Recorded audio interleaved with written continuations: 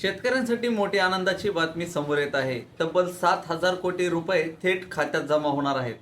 राज्यातील लाखो शेतकऱ्यांसाठी दिलासादायक आणि महत्त्वाची बातमी आता समोर आली आहे. पुण्यश्लोक अहिल्यादेवी होळकर शेतकरी कर्जमुक्ती योजनेच्या अंतर्गत राज्य सरकारकडून पात्र शेतकऱ्यांच्या पीक कर्ज खात्यात मोठ्या प्रमाणावरती निधी जमा करण्याची प्रक्रिया सुरू करण्यात आली आहे.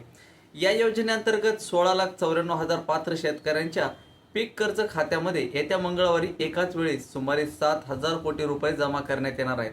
ही रक्कम थेट डीबीटी प्रणालीद्वारे शेतकऱ्यांच्या खात्यामध्ये जमा केली जाईल.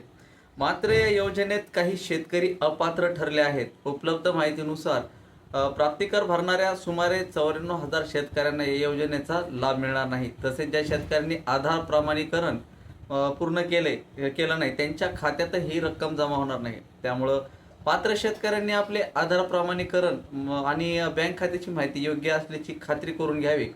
सरकारच्या या निर्णयामुळे लाखो शेतकऱ्यांना आता मोठा आर्थिक दिलासा मिळणार असून पीक कर्जाचा ताण कमी होण्यास मदत होईल. आगामी हंगामासाठी बियाणे खते आणि शेतीच्या इतर खर्चासाठीही या निधीचा उपयोग होणार आहे. तुम्ही या योजनेचे लाभार्थी असाल तर येत्या मंगळवारपासून आपल्या बँक खात्यावरती लक्ष ठेवा.